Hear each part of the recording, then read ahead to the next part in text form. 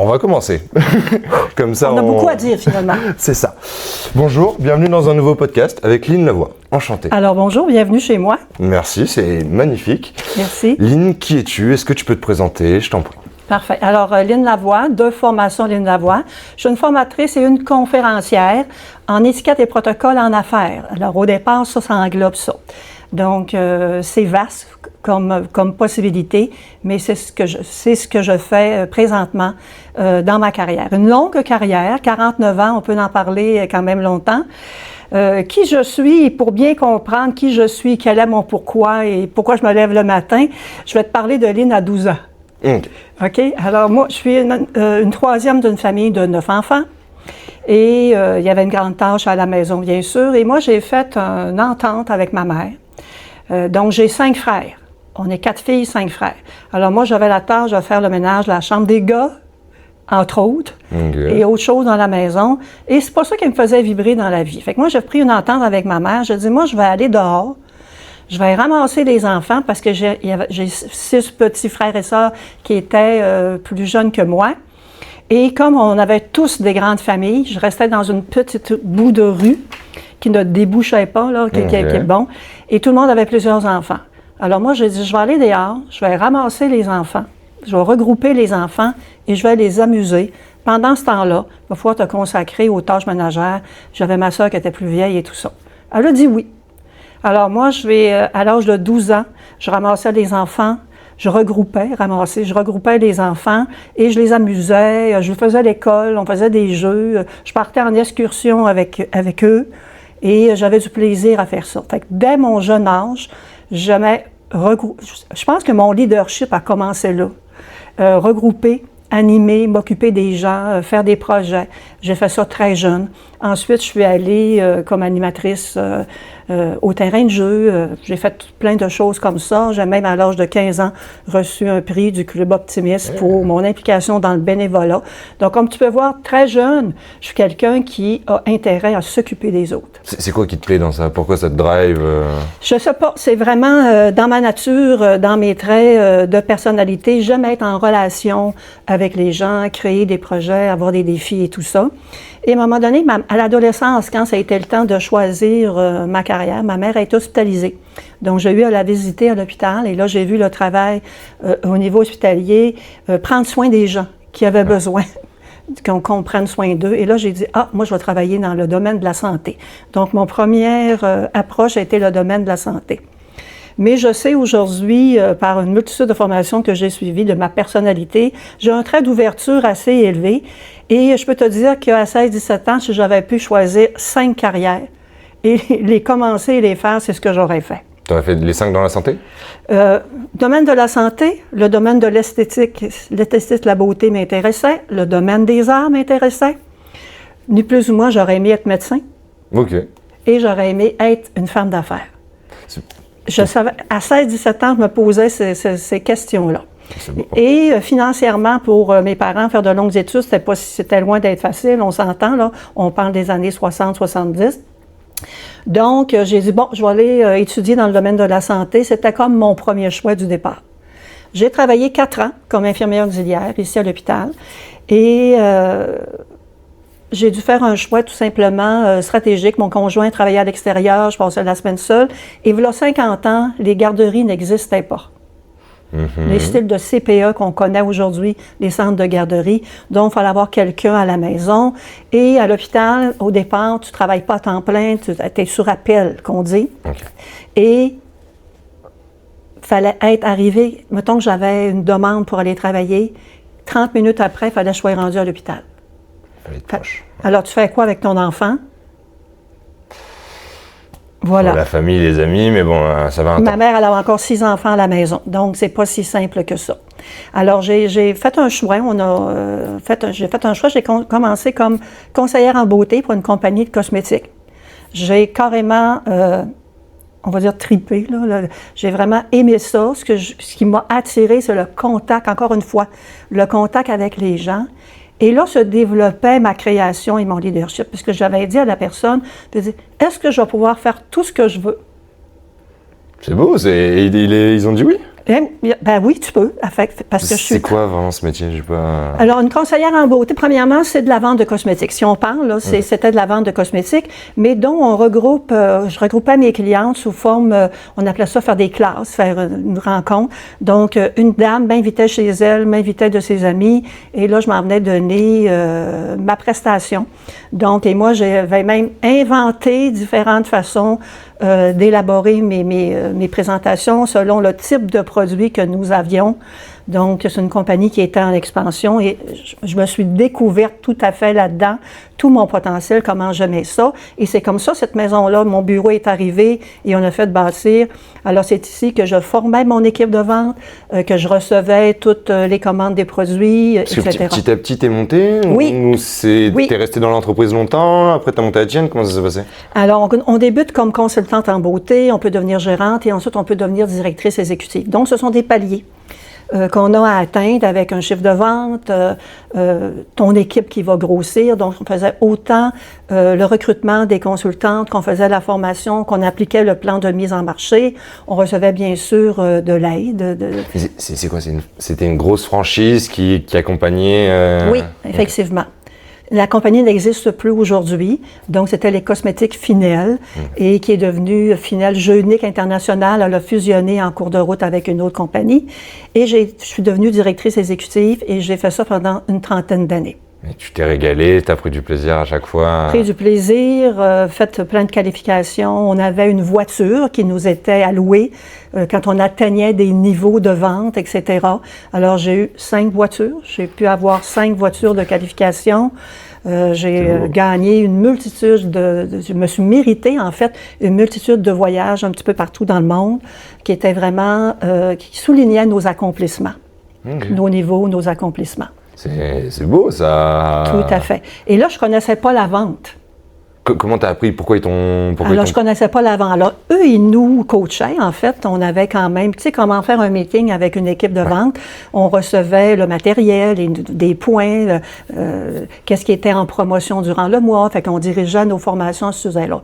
Mais moi, je suis quelqu'un qui aime se former puis qui aime apprendre. Donc, j'ai acheté des livres sur la vente. J'ai pris des cours en vente.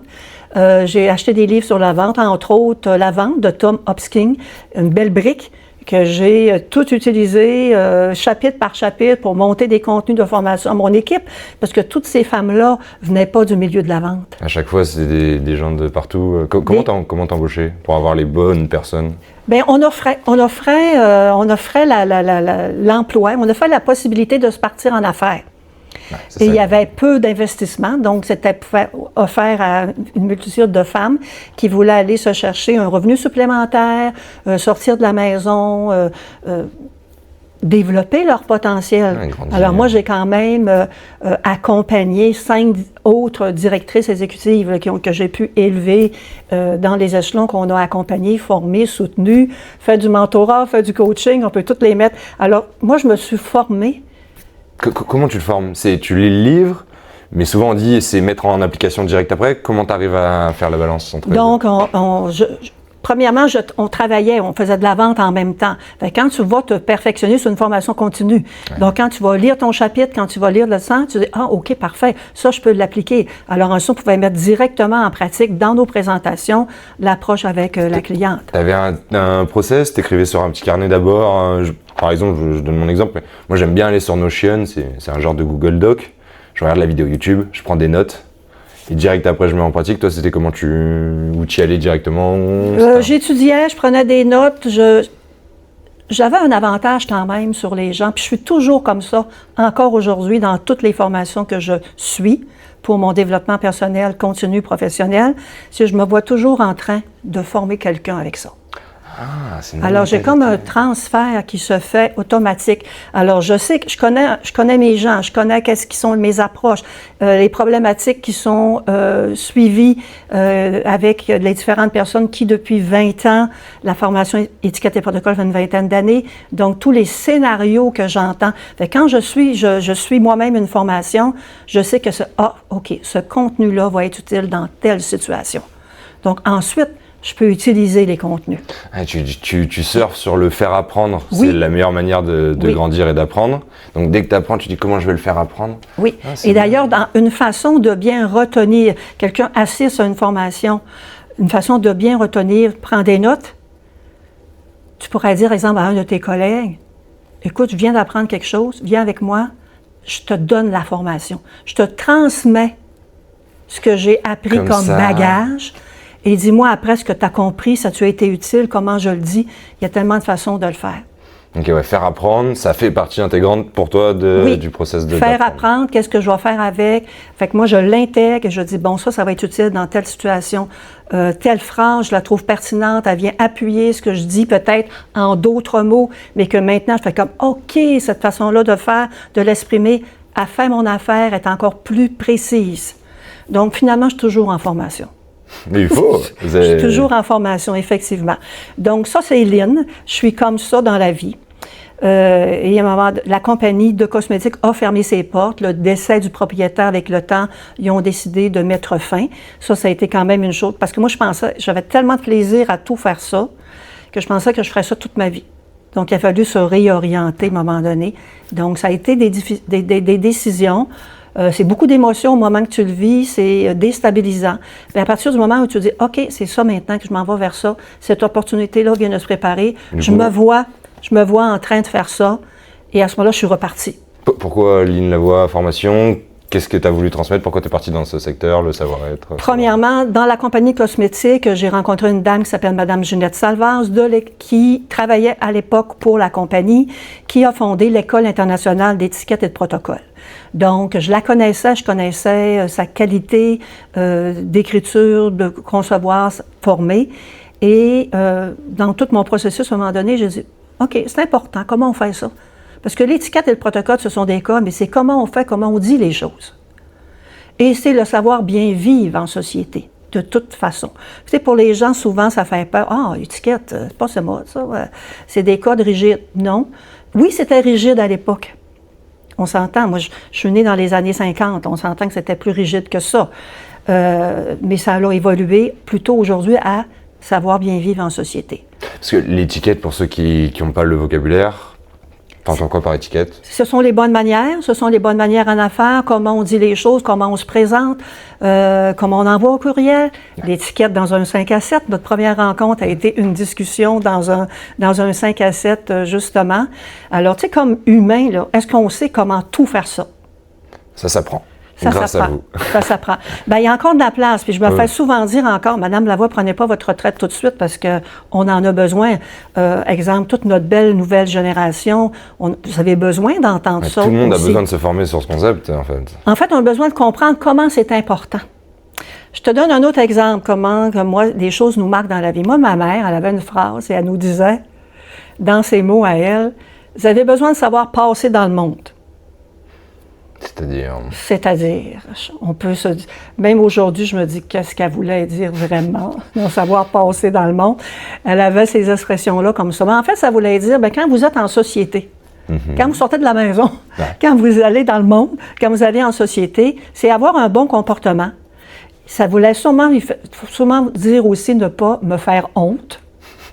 Sûrement, mais savoir bien faire les choses, savoir se tenir, avoir une bonne posture. Aujourd'hui, on va utiliser, les compagnies utilisent souvent la posture de la compagnie, l'image, le branding qu'on veut donner, la vision. Ça fait partie de la posture, ça fait partie de savoir passer dans le monde.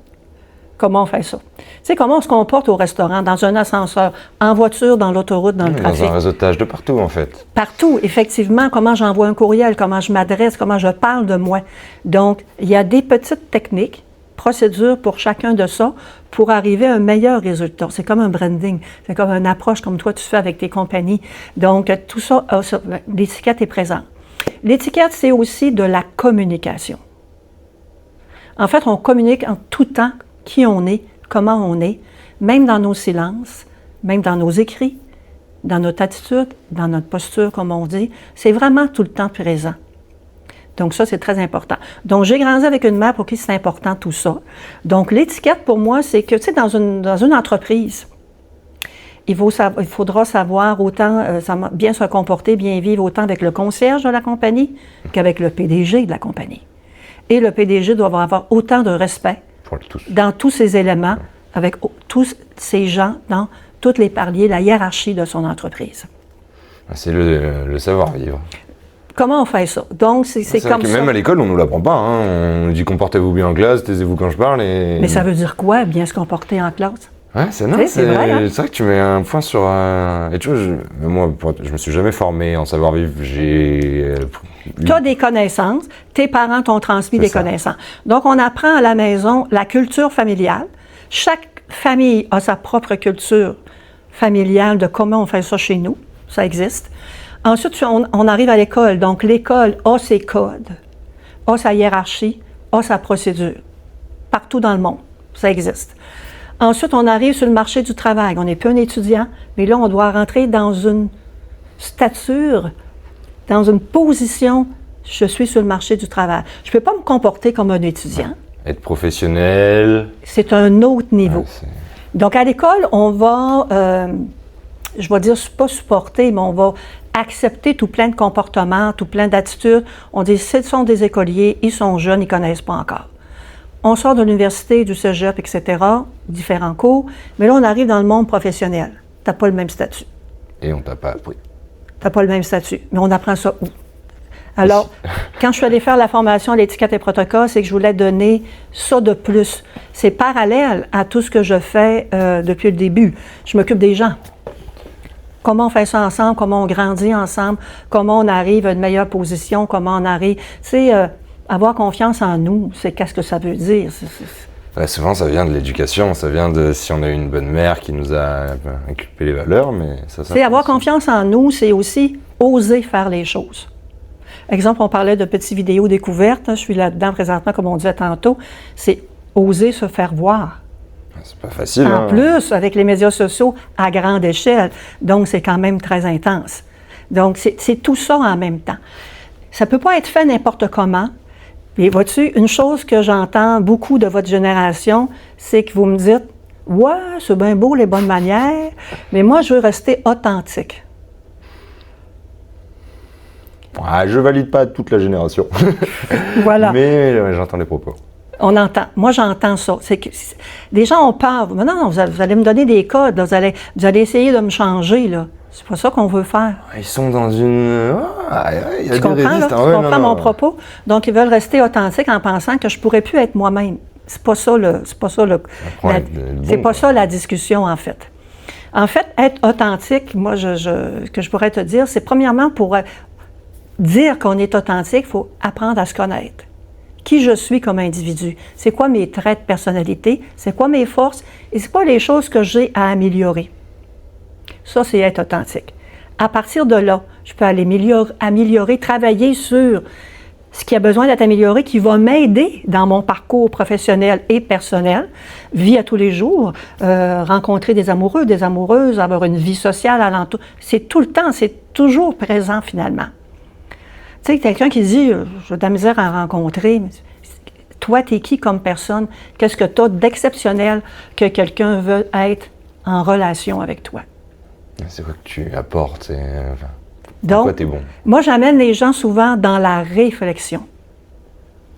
J'ai pris des cours, mes dernières formations que je viens de compléter, c'est avec Guillaume Dulude, avec la formation Précog Leadership. Là, je suis en formation continue avec le Momentum pour le coaching. Et, tu vas jamais t'arrêter? Je ne crois pas. Je ne crois pas. Du moins, je vais toujours être soit dans de la lecture, soit de l'apprentissage, mais je vais continuer à accompagner des gens. C'est beau. Mais ça se voit sur le marché de manière générale. Les gens qui se forment en continu, même si... Surtout les numéros 1, en fait. Oui. Les numéros 1 dans leur marché, c'est ceux qui se forment le plus, parce qu'il y a le dernier truc qui vient de sortir en communication, il faut être au courant de qu'est-ce que c'est, comment c'est. Exactement. Donc, la communication, c'est important, et on communique qui on est de différentes façons. Donc, les gens vont décider ce que je veux faire affaire avec cette personne-là. C'est l'individu qui je sais pas, l'entreprise, c'est... Alors, 2026, pour une question qu'on va discuter un petit peu plus tard, ça va être ton savoir-faire. Tu sais, tu as du contenu, tu as tes procédures, tu as tes choses, mais on veut savoir, moi, mais t'es qui, toi? Personal branding, ça joue sur ça. Et si tu n'as pas un savoir-faire, Alors, fait partie du personal branding, comme tu me dis, c'est important en tout temps. Donc, moi, dans 49 ans, c'est une évolution de ce que Lynn voulait quand elle était jeune, de ce qu'elle voulait, de bon, visionnaire, créatrice, j'aime apprendre et évoluer. On est rendu en 2026. Donc, 2026, communication, très important. Et l'étiquette fait partie de la communication. Comment, pour toi, on peut justement transmettre ce savoir-faire, ce savoir-vivre dans la communication? Parce que parfois, on peut dire que ça casse l'authenticité, sans revenir sur les mots de ma génération, mais qu'est-ce qui... Bien, il y a une façon de faire. Il y a une façon de faire. Comment on parle de nous, comment on fait l'approche, comment on se présente au téléphone. Toi, est-ce que tu parles au téléphone ou tu as beaucoup de textos, communication écrite? Avec tous mes employés, tous mes collaborateurs, je suis que téléphone. Les clients, je suis un peu plus message, mais je sais qu'en termes d'orthographe, je suis pas très bon. Souvent, je me fais reformuler par l'IA, c'est pas bien, ça pollue, je sais. Mais... Bon, c'est pas grave, mais il y a des outils. Mais ça, il y a des outils. On est plein d'outils là, pour faire ça. Moi aussi, j'ai pas un 100% en orthographe, mais j'ai Antidote, là, il y a Copilote qui m'aide pour arriver à... Mais je me suis fait aussi corriger mes textes, pour te donner une idée, fait corriger mes cahiers, mes contenus de texte pendant longtemps par une sommité en français pour être sûr qu'on n'avait pas de faute d'orthographe. Donc, il faut aller chercher cette aide-là aussi, c'est très important. Le meilleur chaque jour. Oui. C'est un très beau... On n'est pas rentré dans les détails et je suis sûr qu'il y aurait des millions de choses à dire sur ce parcours. Tu m'en as parlé un petit peu au début, mais si là, en une phrase, tu pouvais me dire ton pourquoi, ton ikigai, c'est quoi qui drive Lynn, pourquoi elle se réveille tous les matins? Aider les gens, tout simplement. Aider les gens de différentes façons. Pour moi, c'est l'humain qui est important. Donc, tout ce qui va toucher à l'humain, alentour, les relations, la communication, le savoir-faire. Vois-tu, dans mon parcours cosmétique, bien sûr, il y avait la partie les soins de la peau, les soins personnels de la personne, les maquillages. Donc, tu sais, ça a l'air comme ça. Oh oui, elle enseigne le maquillage. Je peux te parler de style, je peux te parler de maquillage, je peux te parler de l'art de la table, je peux te parler d'une multitude de choses. C'est un bagage qui est total, finalement. Alors, quand je rencontre quelqu'un, je peux l'épuiser dans tout ce que je sais. Et le faire grandir, l'aider. Le faire grandir, l'aider, exactement qu'est-ce qu'il a besoin. Et ça va passer, entre autres, par l'écoute. C'est important. Donc, ce qui bat de l'aile présentement dans la communication, c'est l'écoute. Donc, comprendre vraiment qu'est-ce que l'autre dit, qu'est-ce qu'elle a besoin. Quand je suis en rencontre avec quelqu'un, exemple, une entreprise m'a demandé d'accompagner une employée, on part d'une situation X qu'on va aller peaufiner. Là, je commence par écouter qu'est-ce qu'elle a à me dire. J'ai entendu ce que la ressource humaine, exemple, le gestionnaire m'a dit, et j'entends son point de vue à elle. Et à partir de là, il faut aller cibler exactement là où c'est important de former la personne. Donc, je fais une première rencontre, je prépare du contenu, je fais une première rencontre. Ensuite, ce qui va sortir de ma rencontre, je vais aller peaufiner. Pour être sûr que quand on a fait la formation au complet, la personne dit « OK, ça m'a aidé, ça m'a aidé, j'ai compris certaines choses, je peux l'amener à réfléchir. » Il faut comprendre aussi, le cerveau, il fonctionne comment. Pour exemple, si je passe, quelqu'un dit « j'ai telle difficulté, etc. », il faut comprendre le cerveau, comment il marche. Maintenant, son cerveau à elle, cette personne-là, c'est quoi ses traits de personnalité? Qu'est-ce qui fait qu'on répète, exemple, toujours la même procédure? Donc, c'est pour ça que l'écoute est très importante dans la communication. Ensuite, quand on a mis les points sur des choses, qu'on dit « oui », et que je vérifie avec elle, « oui, c'est ça, oui, vous avez raison de dire ça, vous avez raison de dire ça ». Ensuite, j'arrive à mon contenu, c'est « comment je vais lui amener ça ». Je ne veux pas froisser cette personne-là. Je peux pas dire, bon, il faut vraiment que je t'éduque, là, il n'y a pas de politesse à table avec le client. Non, c'est... Comment on va amener ça? Donc ça, c'est des points importants de la communication. Tu penses que la vente, de manière générale, et tu as dû le voir dans les cosmétiques encore plus, c'est que de la recherche de besoins? Oui. C'est que essayer de comprendre l'autre, et si on peut l'aider, on l'aide, si on peut pas... C'est le besoin, c'est de voir qu'est-ce que l'autre a là d'exceptionnel comme humain. Exemple, si je maquille quelqu'un, on parle de maquillage, j'ai justement donné des cours de maquillage la semaine dernière, je regarde cette personne-là, qu'est-ce qu'elle a d'exceptionnel? Pas seulement physiquement, de manière générale. Parce que la femme qui vient me dire, ben moi je veux vous me donner un cours de maquillage, je lui dis, qu'est-ce que tu veux apprendre aujourd'hui? Donc je pars de qu'est-ce qu'elle me demande et j'essaie d'aller lui donner ce qu'elle veut. Parce qu'après, je veux moi, ma plus belle récompense, qu'elle me dise « Wow! » Ouais. C'est beau, ça, tu sors Je suis tes fier. contente. Écoute, la plus belle phrase, c'est « Wow, je me trouve belle. » Est-ce que nous, les humains, on se trouve beau? Je me trouve belle, je me trouve beau. De manière générale, les gens, je les trouve Oui, beaux. on peut dire exactement, moi, je pense que je suis une belle femme, en général. Tu sais, je travaille pour, je sais comment faire, je travaille. Mais tu sais, dans notre subconscient, est-ce qu'on dit « je me donne une note de 100 ». Ah, ça n'existe pas, les 100%. Ça n'existe pas, la perfection. Puis on a toujours où on va se remettre en question, évaluer les choses. Puis là, on a tout ce qui est véhiculé sur les médias sociaux. Ouais, c'est difficile. La vie parfaite que les médias sociaux nous véhiculent, qu'on veut bien véhiculer. On ne montre pas nos mauvais coups sur les médias sociaux, on montre les plus beaux. Donc, la femme, elle veut se trouver belle, tu sais, et elle évolue. Elle évolue. Alors, moi, j'ai formé, ma partie agence de mannequins. On n'en a pas parlé encore, je pense. En tout cas, la partie agence de mannequins. Donc, des enfants, mais à l'âge de l'adolescence, on rêve de devenir mannequin. Donc, exemple, moi, je donnais pas un cours de mannequin, mais une formation de démarche et maintien. Parce que je voulais que le contenu de ma formation le serve dans la vie, au quotidien Même si et c'est à pas... long terme. Même si on ne réussit pas à faire un métier de mannequin, parce qu'on s'entend que peu de personnes vont arriver à un mannequin international, exemple. Mais on peut-tu apprendre des choses là-dedans qui me servent? Alors, c'est tout ça. Dans mon cours de mannequin, je vais donner un cours d'art de la table. Je vais lui montrer comment serrer des mains, comment se présenter, comment, quand on donne la main, qu'on regarde la personne dans les yeux, comment on va se présenter. Je fais un tout avec tous mes contenus. Tu penses que c'est quand même adapté à la conjoncture, mais la situation géographique? Par exemple, je suis désolé, j'y pense, mais je t'ai fait la bise. C'est un réflexe français. Je sais qu'au Québec, ça l'est pas. C'est pas normalement une coutume très habituelle. Là, j'en reviens. Mais on n'était pas à notre première rencontre. Ouais, c'est vrai, aussi. Parfait. Il y a une chose importante, si on parle de l'habit, justement, tu as vu mon document, mon fameux guide pratique. Ouais, j'ai vu, mais il y a énormément de valeur. Il y a beaucoup de contenu. Vas-y, je t'en prie, fais-nous un petit moment promotion du guide. C'est un guide offert. Oui, il y a même 2 guides. Il y en a un nouveau là, qui est arrivé sur mon site Internet et tout ça. Alors, 9 astuces pour bien réussir 5 à 7 de réseautage. Alors, ça aussi, c'est une procédure. Comment on fait? Comment on se présente? Comment on arrive? Comment on s'habille? Comment on tient la coupe, la petite napkin, manger la petite bouchée? Comment on offre notre carte professionnelle? De quoi on peut préparer son scénario?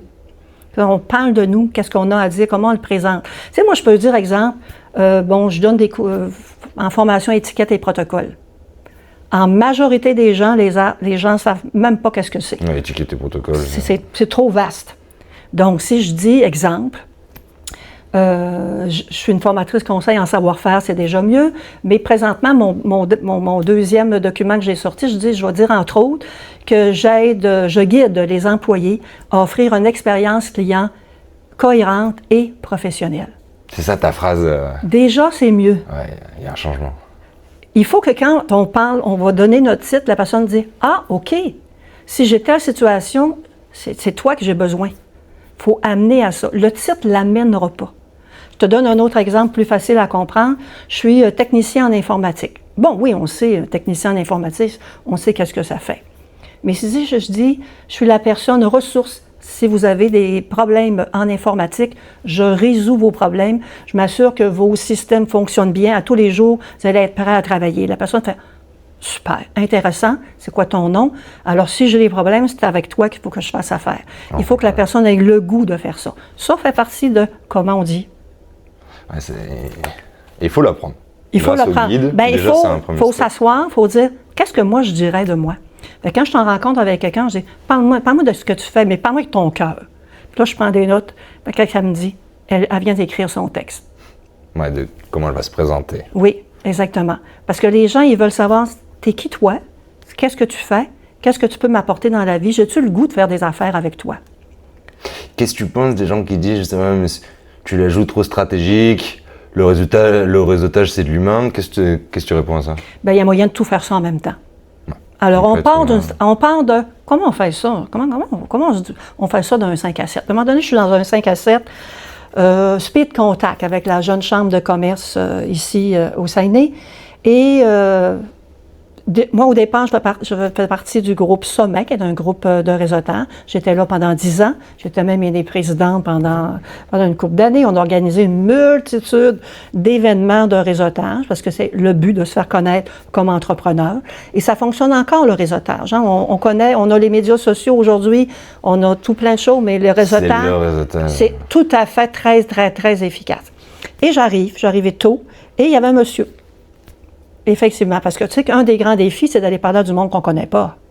Oui, j'ai réussi à petit à m'entraîner. Tu sais, au début, tu dis, OK, il ne me connaît pas, là, il va dessus. Bon. Alors, je suis allée voir le monsieur, je me suis présentée, et là, je lui ai dit, est-ce que vous, c'est comme une première fois que vous venez à ce genre d'événement-là? Il dit oui. Est-ce que vous connaissez des gens ici? Non. Mais moi, j'en connaissais quand même quelques-uns à force d'y aller. J'ai dit, voulez-vous, je vais vous présenter des gens. Écoute, j'ai fait sa soirée. Là. Les épaules lui ont baissé. Il fait « OK, parfait. Dis-moi, là. » Et il dit « C'est d'arriver, d'être debout avec mon verre de bière. » Puis là, il se tenait presque sur le mur. Parce que là, tu ne sais pas trop. Tu sais pas à qui je vais aller parler. Les autres, je ne les connais pas. Comment je m'introduis dans un groupe? Tu l'as vu dans mon document. Comment je m'introduis dans un groupe? Alors, moi, je suis partie avec le monsieur. J'ai parlé un peu à vue, son nom. Et je suis allée voir les personnes que moi, je connaissais. Et je les présentais. C'est beau, et tu crées des liens. Alors, vois-tu, moi, je crée des liens avec les gens. Je permets aux gens de faire des affiliations.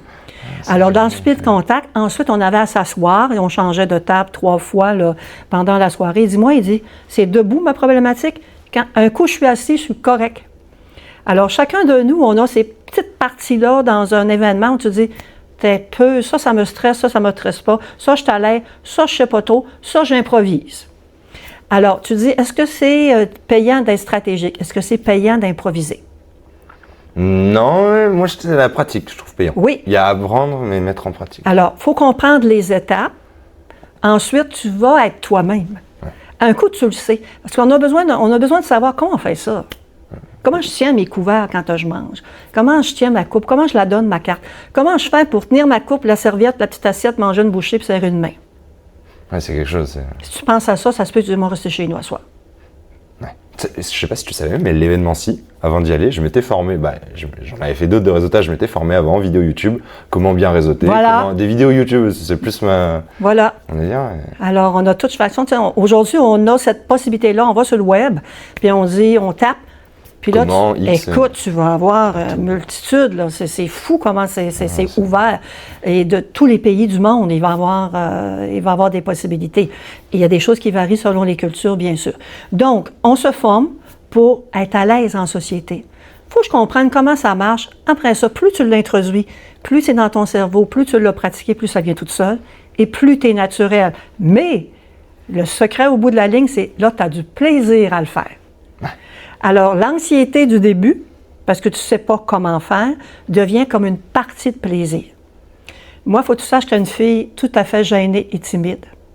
Quand j'ai commencé, mais mon ouverture était là et j'avais un désir d'avancer et de réussir. Tu sais, moi, je me mets en mouvement, même si je ne sais pas trop, m'apprendre. Et il y a des façons d'apprendre. Et j'aime former, puis j'aime apprendre. Fait que je vais découvrir tout le temps. J'ai une de mes cousines dans mes années cosmétiques qui m'avait dit, puis qui était devenue une conseillère aussi en beauté, puis elle m'avait dit, Céline Lavoie, gênée comme elle est, a réussi à faire ça, moi aussi je suis capable de le faire. Bien, tant mieux si je suis un exemple. Ouais, parce qu'on peut dans la vie.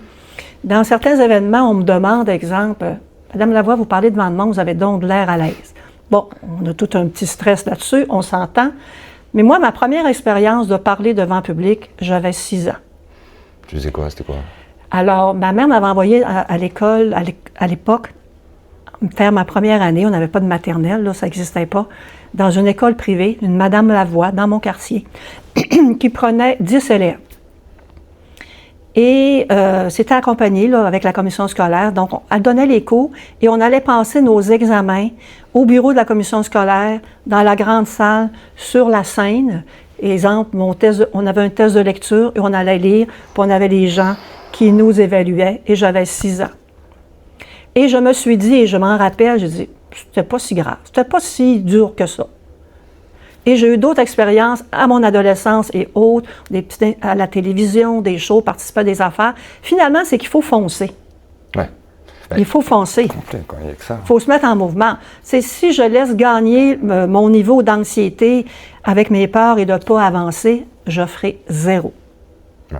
Je vais rester chez nous. Fait que moi, j'ose. C'est une des qualités que j'ai, que je dirais. Et ça, dans les traits de personnalité, c'est l'ouverture. Mais en même temps, je peux être attirée par tellement de choses. Tu sais, moi, j'ai eu 3 divisions de business pendant longtemps que j'ai prônées.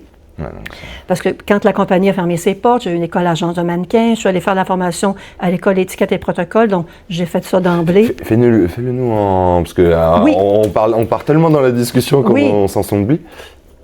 Donc, j'ai travaillé dans le milieu hospitalier, donc j'ai fait un cours d'infirmière auxiliaire, parfait. Je suis devenue conseillère en beauté pour une compagnie de cosmétiques qui a fini par fermer ses portes.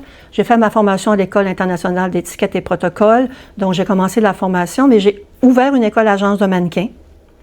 Parce que je me suis, quand elle a fermé ses portes, je me suis dit, qu'est-ce que moi je fais?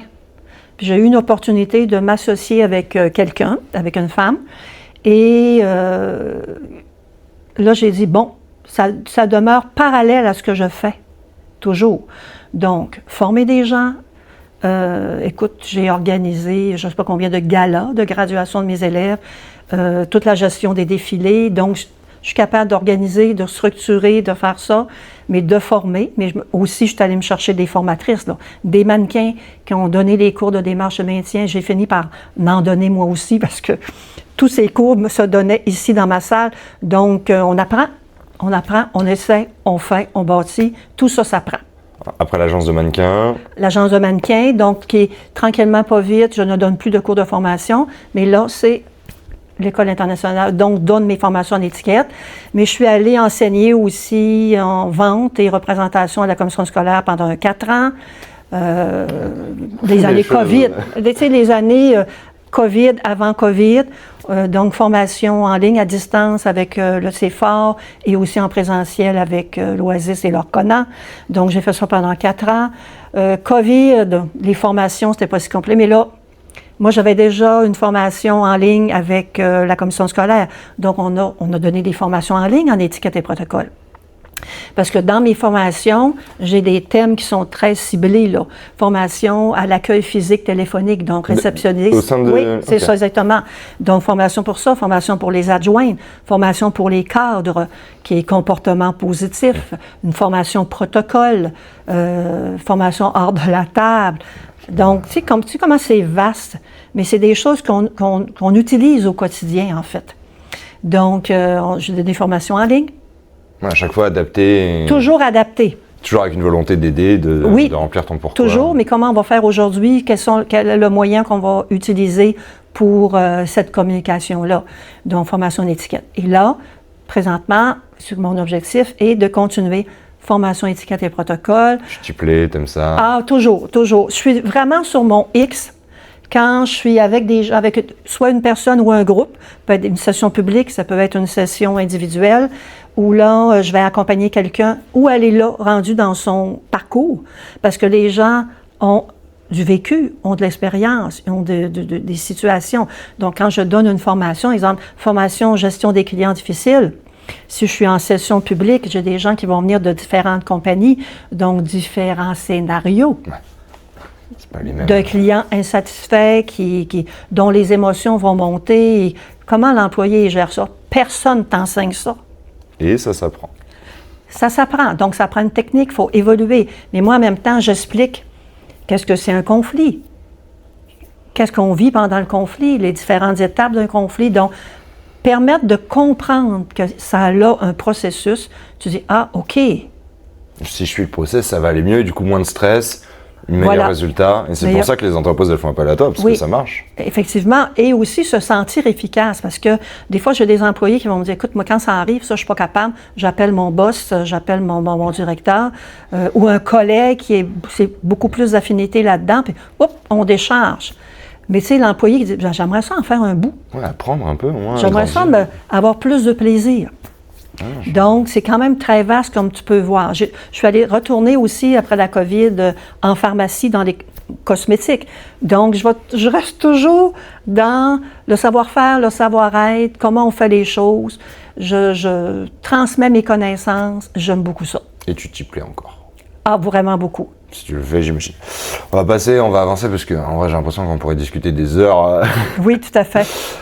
Est-ce que tu peux me parler un petit peu d'un moment difficile de ta carrière, d'un moment qui est charnière, qui était rempli un petit peu de... Un moment difficile.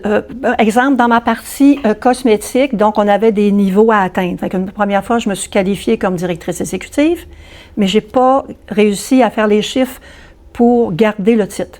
Tu l'as perdu? Je l'ai perdu. Mais là, je me suis dit, bon, pourquoi je fais ça, moi? Bon, j'aime ça, faire ce que rencontrer les femmes, les aider, les accompagner, leur faire découvrir la beauté.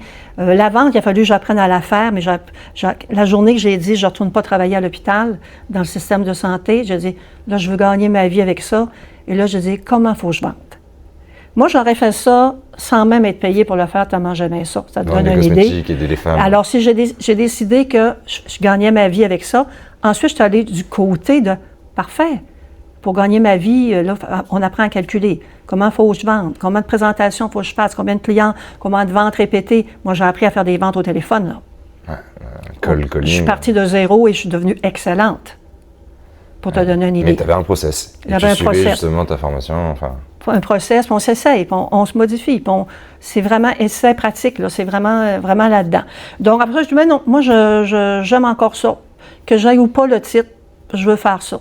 Comment ça s'est passé? Ils t'ont appelé, ils t'ont dit, t'as pas réussi les chiffres? Non, j'ai pas réussi les chiffres, ils nous mettent pas dehors. Là. Tu perds pas parce que tu es un entrepreneur indépendant.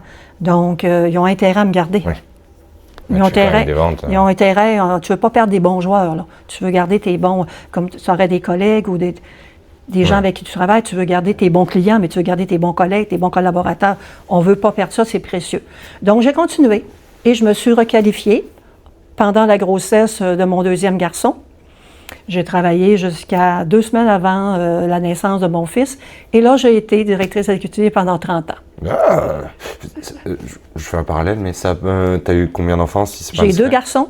Okay. 2 grands garçons, Marc-André et Pierre-Luc. Et l'entrepreneuriat et la vie de famille, la vie de mère, c'est quand même des belles responsabilités. Oui. Tu as réussi à jongler comment? S'il y a des mères de famille qui nous écoutent et qui sont en même temps entrepreneuses? Mon Dieu. Alors, comme tu peux voir, moi, j'ai fait bâtir une maison pour avoir tout mon espace dans la maison. Donc, ça me permettait d'être ici. Et comment on a fait? Écoute, on fait notre possible. Hein, comme mère, là, on s'adapte, on fait notre possible. On essaie d'apprendre, on essaie de les accompagner. Mais une chose est certaine, c'est que mes garçons ont grandi avec une mère qui est en affaires. Oui, c'est super. Puis je te donne un autre exemple. On va faire rire un petit peu les gens.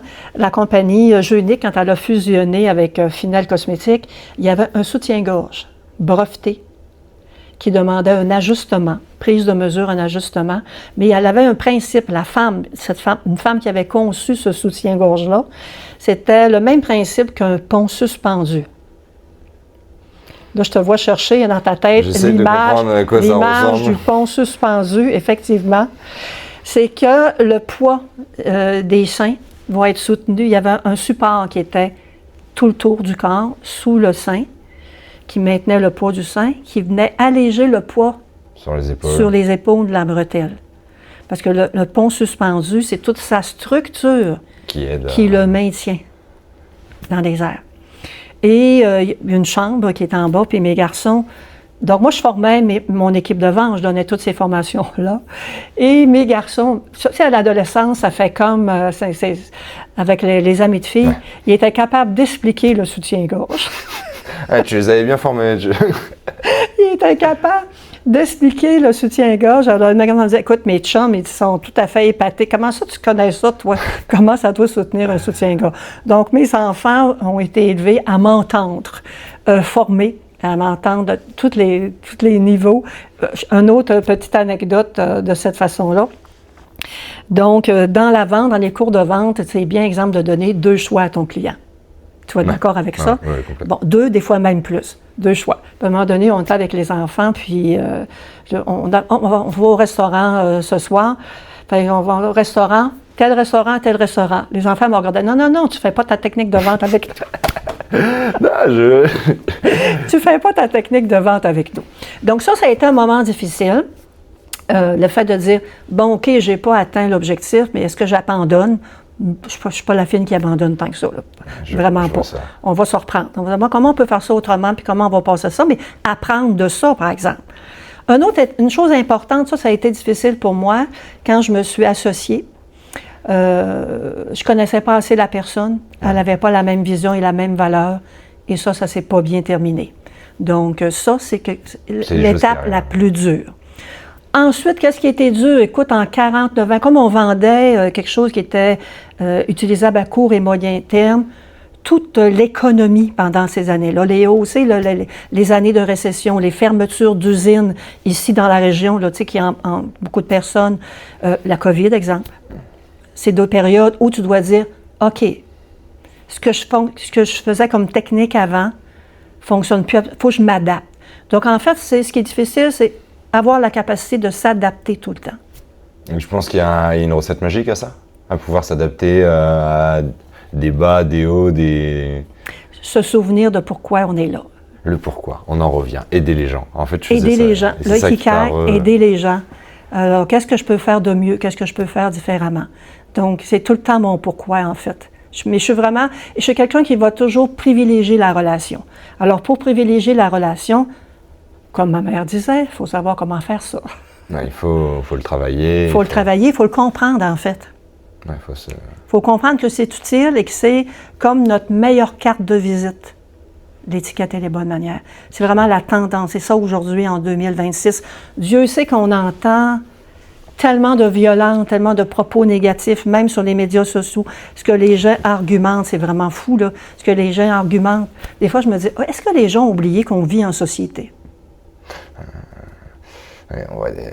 Il y a des pas très intelligents partout et sur les réseaux, en plus, ils font le buzz parce que c'est clivant.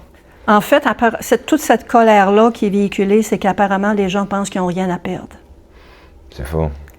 Parce que l'étiquette, c'est ton image, ton branding. Même si on le veut ou on ne le veut pas, on a un personal branding. Oui. À nous de le travailler. Oui. Est-ce que moi, je veux faire affaire avec cette dame-là? Est-ce que moi, je veux faire affaire avec ton organisation? Donc, c'est ça en tout temps. Ouais, c'est ça. Tu peux penser X, Y, mais si tu fais quelque chose que j'estime pas correct sur la place publique, je ne vais pas travailler avec toi parce que X. Bien, c'est l'image qu'on donne. Alors, on va se poser la question, moi, je veux-tu travailler avec cette personne-là? Mais une des erreurs la plus grande qu'on peut faire, c'est des fois, on va faire des erreurs où notre comportement peut-être n'a pas été adéquat, mais c'est pas s'en rendre compte. Et là, on va les répéter. Si on te le dit pas, parfois, si j'ai des amis, voilà. Mais je me suis embrouillé avec quelqu'un, il jette son chewing-gum par la fenêtre. On m'a pas éduqué comme ça, et j'ai dit, ouais, mais c'est pas grave. Ah, mais c'est sale, c'est pas... Alors, vois-tu comment qu'on peut, pour un chewing-gum tiré par la fenêtre, on peut avoir une colère, une prise de bec, une argumentation, puis peut-être briser une amitié. Ouais. Et du coup, ma vision de la personne, elle a changé. Maintenant, je la challenge sur ça. Mais du coup, jette ses chewing-gums par... C'est une super personne, mais elle fait X, et ça, je l'oublie pas. Donc ça rentre dans tes valeurs. Ouais. Et tu sais, quand les gens dans les entreprises me disent, bon, on a quelqu'un, telle situation, on voudrait améliorer le tout pour X raisons, très différent d'un historique à l'autre.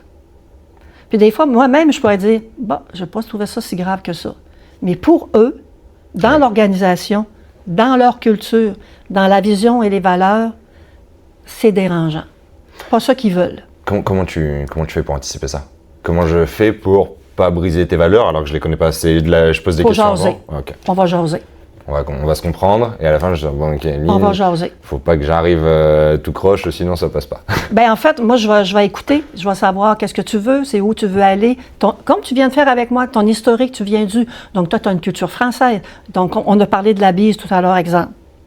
Ouais. Est-ce que tu fais la bise, alors, mon petit français, au Saguenay, est-ce que tu fais la bise avec tout le monde? Non, pas tout le monde. Vous êtes l'une des rares. C'est mauvaises habitudes, je reviens mais c'est vrai que... C'est pas une mauvaise habitude, en fait, ça fait partie de votre culture, c'est très coloré, c'est très imagé, mais il faut savoir que la culture n'est pas la même pour tout le monde. Ici, pas... Donc, il faut savoir qu'est-ce que c'est. Mais en même temps, je vais passer le message aux gens, l'occasion, elle est là. Si la bise, elle s'en vient, vous ne pouvez pas la refuser. Ouais, Parce que là, je vais créer un malaise. Je vais créer un froid. Et en partant, je viens de brimer un petit peu ma relation. Ouais. Alors moi, je dis toujours, j'aime mieux partir à +1 qu'à -1.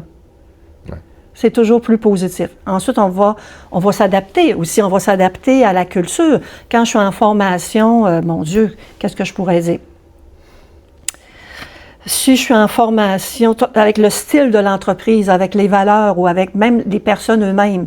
Exemple, une session publique de formation, j'ai des gens qui viennent de différents milieux, donc différentes cultures, pas les mêmes PME. Pas les mêmes. Il y a Rio Tinto, il y a la petite PME du coin. Voilà, j'ai des gens qui viennent d'un bureau de notaire, d'un bureau de comptable, dans le milieu hospitalier, d'une école, physiothérapeute, mais toutes boutiques, donc on vient de différents milieux. Donc moi, ma capacité à être capable d'écouter ces gens-là et d'arriver avec un juste milieu. Mais si je ne fais pas d'écoute, si je ne la fais pas parler, si je ne vais pas investiguer, je pars de quelque part. Il faut que je parte de quelque part. Donc, un des avantages des bonnes manières, étiquette et protocole international, je pars d'un milieu, je pars d'un niveau un petit peu plus élevé, milieu. Ensuite, on va aller adapter. En fonction de la personne, de leur direction artistique, On peut toutes les mettre. Je peux avoir dans mes formations des gens du milieu des Premières Nations. Ben, écoute, c'est toute une culture unique à eux. Toi, tu as ta culture à toi. Dans mes formations, j'ai différentes cultures. Quand j'enseignais au CFOR, on avait des gens qui venaient des élèves de l'Algérie, du Maroc, d'autres cultures. Différentes cultures religieuses différentes. Donc, les élèves, ils sont là. Donc, moi, je dois avoir cette capacité-là d'adaptation avec ces niveaux-là. On n'est pas parfait, là. Je ne dis pas que je fais une job parfaite, absolument pas, mais j'ai le bagage pour le comprendre. Le fait déjà de comprendre qu'il faut s'adapter, c'est un gros challenge. La personne, elle vient de quelque part, elle a une historique, là. Puis je le vois aussi, c'est dans une session, si quelqu'un me parle tel scénario qu'elle a vécu au travail, mais en même temps, c'est riche pour les autres qui l'entendent. Ouais, ça leur permet de grandir. Exemple, gestion des clients difficiles. Quelqu'un me dit, écoute, moi, avec les années, j'ai développé telle technique. J'adore qu'on me dise ça, là. Moi, j'arrive avec un contenu, il faut que je parte avec un contenu de base, mais après ça, chacun a sa petite technique. Mais en même temps, chacun a sa personnalité, à savoir, est-ce que moi, je suis volatile quand quelqu'un me confronte, ou je suis quelqu'un qui va gérer mes émotions pour être capable d'écouter, pour arriver à la même chose. Est-ce que je le prends personnel? Est-ce que je me choque à chaque fois? Écoute, c'est tout un monde. Mais c'est merveilleux. Et en plus, tu apprends de l'expérience. Moi, c'est ma technique. OK, c'est intéressant. Alors, moi, quand je suis en formation avec des gens me partagent l'autre chose, eux me forment. C'est un partage, finalement, tout à fait très intéressant. De connaissances pour tous grandir ensemble. Oui. J'enchaîne avec la suite, parce que comme je te dis, on pourrait parler 5 heures sans s'arrêter, je pense. Le podcast s'appelle Entreprises d'aujourd'hui. Oui. Et on le sait, les entreprises d'aujourd'hui, elles sont drivées par un petit peu les entrepreneurs de demain. Toi, ta vision de l'entrepreneuriat de demain, de l'entrepreneur de demain, c'est laquelle? C'est quoi ses skills? Là, je vais prendre mes notes, si tu me permets, parce que j'ai fait quand même...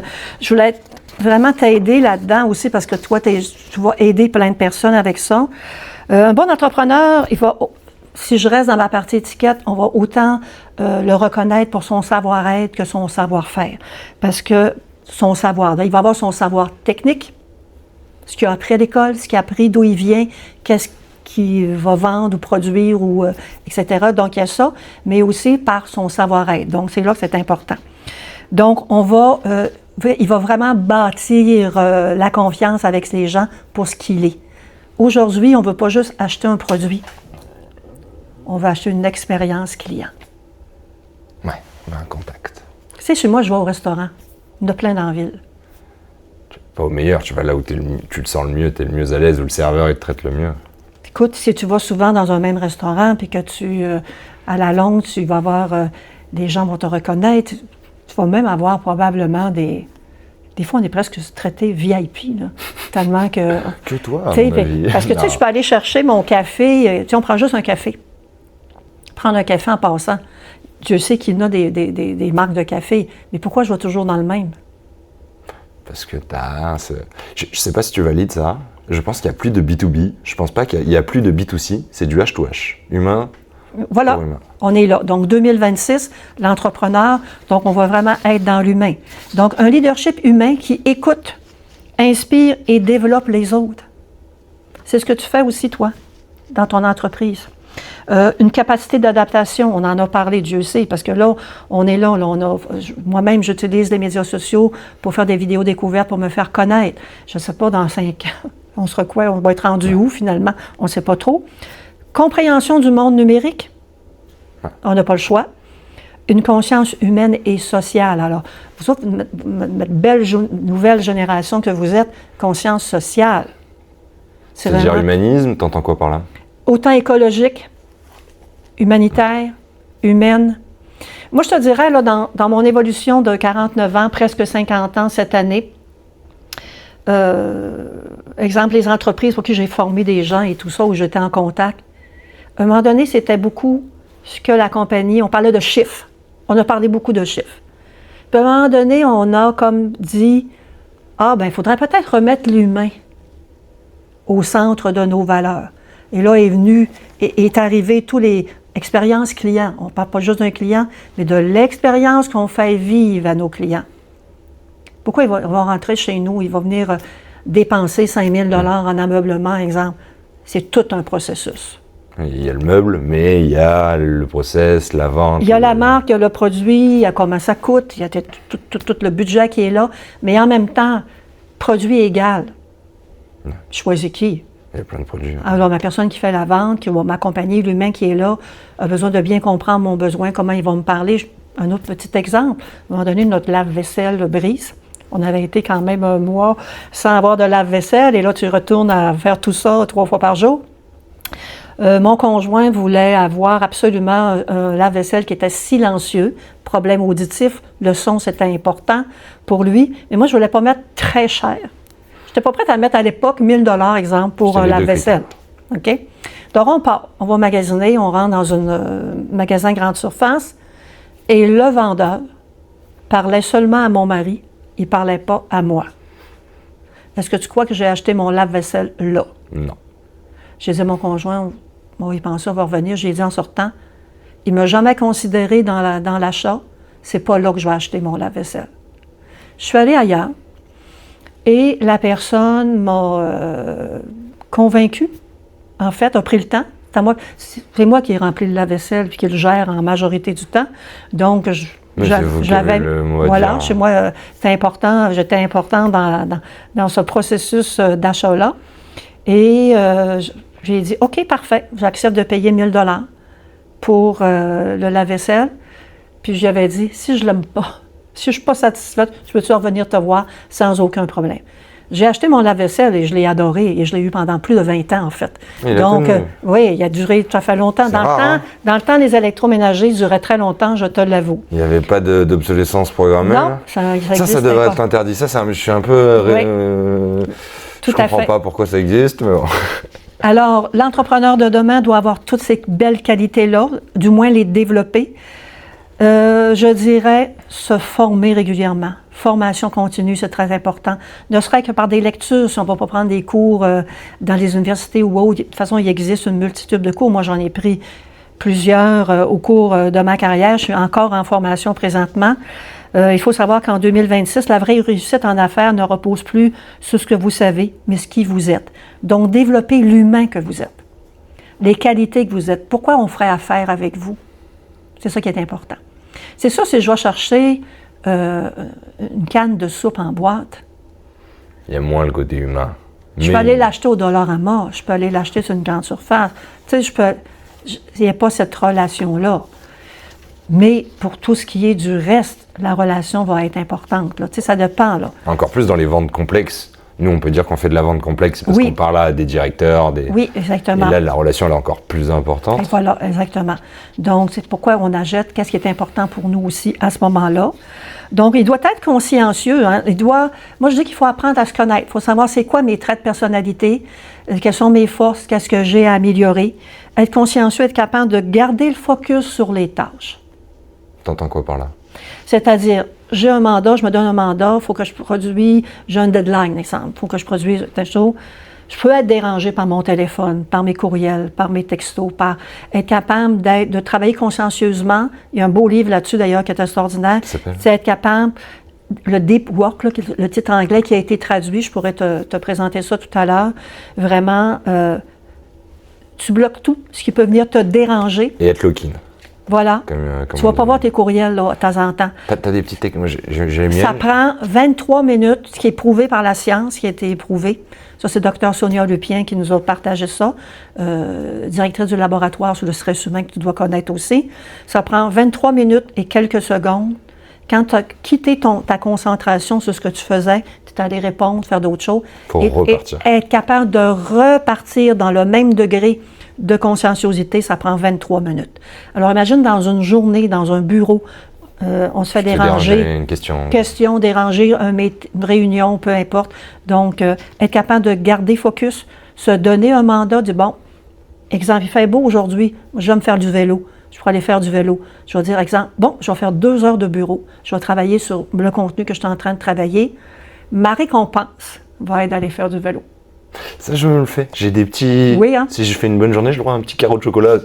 Voilà. Mais pour revenir sur le lock-in que tu dis, que pour moi, c'est... On le voit, hein, c'est game changer. Ceux qui arrivent à se concentrer, ils arrivent vraiment... Je sais pas toi, mais téléphone pas dans la même pièce. Un seul onglet ouvert sur l'ordinateur. Oui. Moi, j'aime bien mettre du 40 Hz. C'est les vidéos sur YouTube, ça m'aide à me concentrer. Petite musique. Je bosse en Pomodoro. Je ne sais pas si tu sais ce que c'est. Non. On dit qu'il y a plusieurs techniques Pomodoro. Il y a celle de 25 minutes, mais je trouve que c'est trop court. Oui. Moi, je fais 50 minutes. Comme tu as dit, une tâche. Une tâche. Et en plus, parfois, je me mets des petits concepts pour m'encourager à la faire. Par exemple, là, en ce moment, j'ai pas mal de tâches de démarchage. Je me suis pris des petits cailloux. Et par exemple, moi je fais du démarchage ciblé, c'est-à-dire je prends vraiment le temps, je fais une recherche sur l'entreprise, j'essaye de lui apporter de la valeur. Et bien si je dois en faire 5 là pour l'heure qui vient, je prends un petit caillou, je le mets à chaque fois que j'en fais. Et dès que j'ai mis les 5 dans le truc, et le cerveau il a juste envie de... Oui. T'as des petites techniques un peu comme ça? Ben, ça va ressembler à ça. En fait, moi je vais aussi fermer mon téléphone. Il y a la montre, là. Comme là, je ne l'ai pas mis parce que je ne voulais pas qu'on ait... L'Apple Watch, ça vibre et tout. On se fait déranger et j'essaie de me concentrer. Donc, dire, aujourd'hui, je vais me rendre là. Donc, c'est ce que je fais. Le mieux qu'on peut. Il y a différentes techniques, effectivement. Avoir de l'ouverture à la nouveauté, aux opportunités. Moi, je vais être souvent aussi, quelqu'un va me présenter quelque chose, va dire, OK, oui. Comment je suis arrivée à faire du mentorat? Parce que je fais aussi du mentorat pour Promotion Saguenay. J'accompagne présentement 3 jeunes femmes, nouvellement entrepreneurs. Ça, c'est très important. Et ça va être ma finale, ça, de dire, aujourd'hui, qu'est-ce qui est important? Avoir un mentor. Se faire mentorer. Je les ai contactés, mais j'ai préféré attendre un petit peu. Mais tu penses que ça vaut vraiment le coup? Écoute, dans mes moments difficiles que j'ai eus dans ma carrière, je dois te dire que si j'avais eu un mentor à ce moment-là, je les aurais mieux passés. Ouais, quelqu'un de... En plus, c'est plus de l'introspection, le mentor. Il sert plus à te re-questionner. C'est vraiment du savoir-être. Donc, on va accompagner les gens. Donc, quand j'ai une rencontre avec quelqu'un, on se rencontre une fois par mois. Comment ça a été dans ton mois? Elle va me parler de ce qu'elle a vécu, les problématiques, etc., etc. Et comment tu t'es senti là-dedans? Qu'est-ce que tu as fait? Et des fois, on va avoir de l'anxiété. On n'arrive pas à prendre une certaine décision. Alors, on les amène à réfléchir. Quelle serait la meilleure version? Si on enlève l'émotion là-dedans, quelle décision tu prendrais? Donc, on n'est pas dans le coaching, on va dire fais ci, fais ça. Au contraire, on va les accompagner, on va amener à réflexion. Et bien sûr, je me sers de tout mon bagage pour, des fois, c'est de la lecture que je vais recommander. Je continue toujours à penser à eux, à elles, parce que ça pourrait être des hommes aussi. Et des fois, j'arrive sur telle affaire, puis je dis, ça pourrait aider ma personne. Je prends ça, je lui envoie par courriel. C'est cet accompagnement-là dans le mentorat. C'est savoir poser les bonnes questions pour les amener à une réflexion. Ils vont eux-mêmes prendre la décision. Jamais on prend de décision pour eux. Non, tu les ouvres à l'introspection et à la prise de... Oui. Mais ça... ça coûte pas, c'est pas excessivement cher d'avoir un mentor avec Promotion Saguenay. Il me semble que c'est dans les alentours de $300, mais par rapport à la plus-value, c'est rien du tout. Grosso modo, un peu en bas de 300, je crois. Pour ceux qui n'ont pas l'opportunité ou sont peut-être même pas encore en affaires ou ont d'autres priorités. Comment ils peuvent justement réussir à s'entourer de personnes un petit peu challengeantes comme vous, comme toi, et grandir? Le mentor peut venir de tes collègues de travail, peut venir dans l'entreprise, peut venir d'une entreprise, quelqu'un qui dit ben oui, moi je pourrais prendre le temps de jaser avec toi, on peut se donner un rendez-vous une fois par mois, une fois aux 15 jours, c'est peut-être rapide, une fois par mois, on attend d'avoir un petit peu de choses à dire finalement. Donc, elle peut venir de différentes places, le mentor. Ok, bah, écoute, je vais m'enseigner. Mais j'aime bien aussi le concept de groupe d'entraide. L'école d'entrepreneurship de Beauce, c'est pas mal ça. Exact. Et c'est là, on est en train de fonder un petit groupe d'anciens de l'EEB, où on se voit une fois toutes les 2 semaines et on parle de nos objectifs, nos résultats. Est-ce que j'ai une problématique? Non, ok.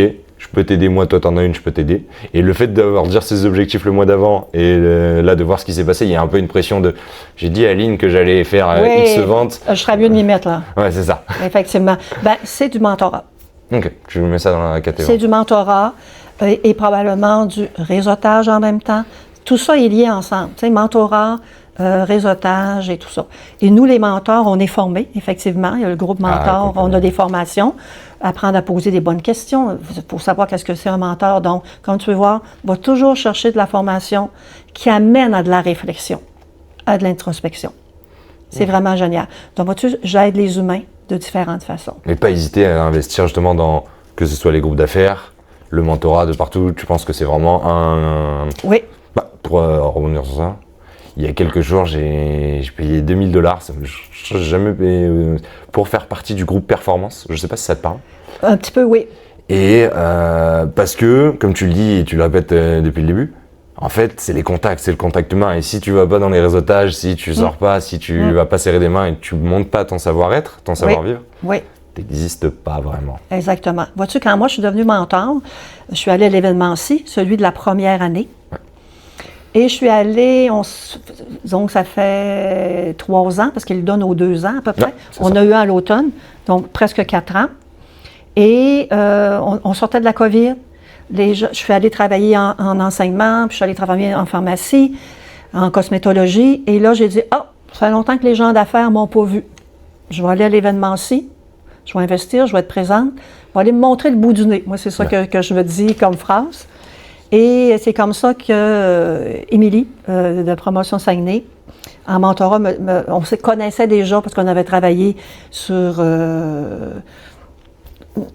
d'autres projets comme entrepreneur. Puis elle m'a dit, Lynn, tu veux-tu faire du mentorat? J'ai dit, oui. Ça a été ça. Elle m'a recontacté et j'ai commencé à faire du mentorat. Et vois-tu, réseautage de ces contacts-là de mentorat, j'ai fait 3 gros contrats de formation. Donc, il faut sortir, quoi. Oui. Et le réseautage se fait aussi en même temps. Oui, tu peux aller dans une activité de réseautage, mais le réseautage peut se faire partout. En allant faire du sport. Oui.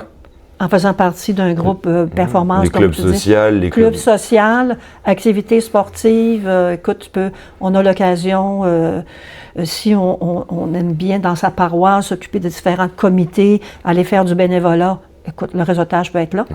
T'as on parlait tout à l'heure de... Je discuterai avec toi des heures. On parlait tout à l'heure de réseautage, des gens qui sont pas encore très à l'aise. Oui. Moi, j'ai des petites idées, mais est-ce que toi, d'abord, tu aurais des grands axes d'amélioration pour justement mieux profiter de ces réseautages? Tu veux dire pendant le réseautage, après le réseautage? Pendant, après, avant. Après. Bien, premièrement, il faut savoir qu'est-ce que c'est le réseautage. Au départ, on va se poser la question, c'est quoi mon objectif? Vois-tu, quand moi je suis allée à l'événement-ci, bon, moi je veux que les gens d'affaires entendent parler de moi. Donc, je peux décider d'aller à une activité organisée soit par la Chambre de commerce, soit par l'UQAC. Je pense que toi, tu as fait le CA UQAC, parce que je t'ai vu dans les photos. Donc, ils ont organisé aussi des événements. Je suis déjà allée faire une conférence dans les années passées. C'est quoi mon objectif? Est-ce que je veux serrer des mains le plus possible, rencontrer des clients que j'ai déjà, aller reprendre contact avec eux, aller parler d'une nouvelle idée, d'un nouveau produit, aller me chercher connaître de nouveaux collaborateurs, entendre des idées nouvelles. Il y a tellement de possibilités. Tu sais, tu parles avec quelqu'un, qu'est-ce qui le passionne, lui, dans ce qu'il fait, dans sa carrière, puis il peut avoir plein d'étincelles, au niveau de ton subconscient. Il va dire, OK, j'aime ça, qu'est-ce qu'il fait? Ah, OK, j'aime ça, comment il amène ça? Ouais, ou il t'apprend un truc sur la strate Oui. de vente ou machin. Ah, ok. Absolument, tout à fait. Parce que quand on parle de qu'est-ce qui nous passionne, donc moi, en réseautage, exemple, c'est je vais me présenter, ensuite la personne se présente, alors je vais lui poser des questions. Je veux qu'elle me parle. Je ne veux pas, moi, nécessairement prendre parole en premier et occuper tout l'espace, mais je veux qu'elle me parle. Qui elle est? Alors, si je lui fais parler de son dernier projet qui la passionne, comment elle fait ça? Comment est venue l'idée d'arriver à ça? Là, tu as un humain qui s'ouvre. Ouais. Et ils adorent parler d'eux en plus. Ah! Et là, veux pas. Tout le monde, hein, même nous. Hein. Là, je suis en train de... Comment je dirais bien ça? Je ne veux pas être... Pas dire pas flatter un ego, mais si je le fais parler de lui, c'est à quelque part dans la hiérarchie, dans le système, il y a ce niveau-là, il parle de ça, il y croit, il est motivé. Donc là, tu découvres cet humain-là qui est extraordinaire. Et à savoir, est-ce que j'ai du potentiel? Est-ce que je peux avoir une collaboration? Est-ce que je peux l'aider? Est-ce que je peux l'aider? Est-ce que je peux avoir une collaboration? Est-ce que je peux avoir des projets futurs avec cette personne-là? Est-ce que cette personne-là a un réseau de contacts? Peut m'ouvrir, excuse-moi, à son réseau de contacts. J'aurais besoin d'un petit gorgée d'eau. Excuse-moi. Il n'y a pas de souci. Ouais, tu as la vision et je la suis à 300%. Soit il connaît quelqu'un qui peut m'aider, ou je peux l'aider, ou je connais quelqu'un qui peut l'aider. En fait, le monde est petit et... Écoute, à l'époque, quand on prenait des cours de vente, ils nous disaient une personne connaît minimum 200 personnes. À l'époque, je te parle de 40 ans. Avec les réseaux sociaux... Alors, imagine aujourd'hui comment est le réseau de contacts. Donc, les médias sociaux sont un réseau de contacts. Le défi est d'aller cibler. À qui tu veux parler? Ce que tu appelles ton persona. Des personnes décisionnaires, enfin, celles qui t'intéressent. Ça peut être sur plein de choses. Oui, effectivement, à qui ton produit va être là. Donc, parler de cette personne, on va la faire parler.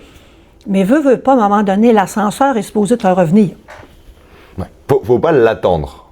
Elle va venir. Faut donner sans... Oui, ça ne vient pas, c'est tel que tel, mais elle va venir éventuellement. Et vous, Madame Lavoie, qu'est-ce que vous faites? Ouais. Et là, tu parles et tu atteins ton objectif. Et là, la discussion est là. Et comme moi, j'ai été très attentive à ce qu'il m'a dit, dans la meilleure écoute possible, à même poser des questions et même faire des reflets, ça prouve qu'on a parlé longtemps. Ma voix commence à être fatiguée. C'est ça que ça fait. Donc, à faire des reflets, là, probablement qu'ils vont me rendre l'appareil. Ouais. Il y a des bonnes chances, en tout cas. Et en plus, vu que tu as bien écouté, comme tu dis, l'écoute, c'est ultra important.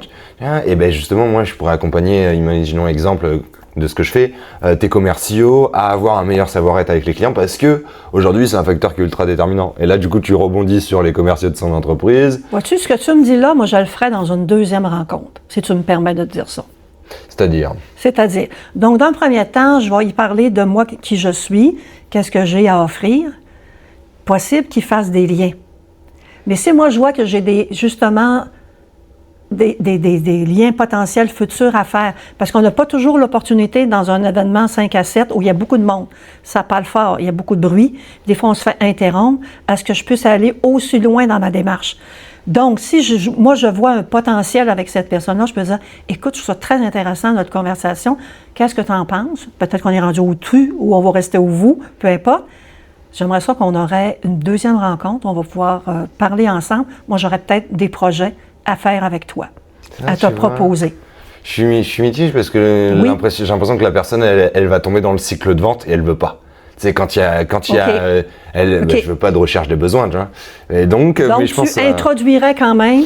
Brièvement. Je parlerai le moins possible de moi parce que comme toi, j'ai la vision de, je me connais, je sais qui je suis. Ça flatte l'ego de parler de soi, mais c'est plus intéressant de parler de l'autre parce que tu peux voir comment tu peux l'aider. Et directement, je rebondirai avec un exemple et une visualisation. Et comme ça, qui je suis, moi j'accompagne les gens à savoir-être, par exemple. Et là, juste en une phrase, par exemple, imaginons je pourrais accompagner tes commerciaux. Et comme ça, et là je l'envoie dans un futur idéal. Comme ça, ils pourront refléter tes vraies valeurs de l'entreprise. Ils pourront refléter le vrai savoir-faire d'eux. Et là, je dis le nom de l'entreprise, ils adorent encore plus. Oui, j'aime ça ce que tu me dis parce qu'en fait, si je l'ai fait parler, je l'ai fait écouter, moi je peux adapter Discours à Mon discours, réalité. parce que j'ai besoin. Alors voici quelle est mon approche. On peut parler de notre approche aussi. Les gens vont savoir comment tu vas faire ça, tes affaires. Fait que, quelle est notre approche et tout ça. Puis effectivement, il va dire, ben, c'est très intéressant, Madame Lavoie, peut-être qu'on pourra avoir un futur ensemble. Oui, absolument. Qu'est-ce que vous en pensez? Là... On pourrait-tu se donner un rendez-vous? Voilà. On peut renvoyer un courriel le lendemain si j'ai pris les coordonnées pour dire qu'on a aimé beaucoup la conversation et faire un suivi. C'est ce que j'avais fait avec vous. Oui, on l'a fait ensemble. Je vous ai renvoyé un courriel le lendemain, sans démarche, juste pour vous dire que j'avais apprécié notre discussion. Alors, ce qui a amené, vois-tu, ce qui a amené à, quand tu as vu passer mes vidéos découvertes, là, tu m'as réécrit sur LinkedIn. Ouais. Et là, c'est comme ça. Donc, on garde les liens, les contacts. Donc, ça veut dire toi et moi, on a fait de bonne impression. Chacun envers l'autre. Chacun, effectivement. Et puis j'ai adoré discuter avec toi. Puis je suis arrivée ici, puis j'avais dit à mon conjoint, écoute, j'ai jasé avec un jeune entrepreneur, tout à fait génial, à l'âge de mon petit-fils, et ça m'a fascinée. Alors, c'est comme ça que les liens, se font. Au début, c'est des petites conversations, puis après... Oui. Alors, continuer d'apprendre, le mentorat, se faire mentorer. Et j'avais envie de terminer notre rencontre avec, vu que ma voix s'en va, phrase que j'ai aimée beaucoup de Fred, 3 petites phrases de Fred Pellerin à nos jeunes, à nos entrepreneurs. C'est quoi ton rêve? Changer le monde. C'est pour quand? Je pense pas qu'il y a un but, ça s'arrête pas. Ça s'arrête pas, c'est pour quand? Qu'est-ce que tu as fait pour ton rêve aujourd'hui? Je dois répondre? Des gens ils peuvent se questionner. Okay. Qu'est-ce que j'ai fait pour moi? C'est quoi mon rêve? C'est pour quand? Qu'est-ce que j'ai fait pour mon rêve aujourd'hui? En quoi est-il bon pour le bonheur des autres? J'ai jamais entendu Fred ce Pellerin, type de questions. Très inspirant. Tu sais c'est qui, Fred Pellerin? Pour être honnête avec toi, pas du tout. Pas du tout. Fred Pellerin, donc c'est un artiste, c'est un conteur. Un conteur, Fred Pellerin, qui vit à Saint... Je ne serais pas bonne pour dire le nom du village au complet. Tu feras la recherche. C'est un Québécois? C'est un Québécois, effectivement, mais qui raconte. Il compte des histoires, il raconte vécu des gens dans son village, de la société. Je pense qu'il enseigne aussi peut-être en même temps. Mais en fait, il nous enseigne par sa philosophie, carrément. Très intéressante, connue par les Québécois du côté artiste.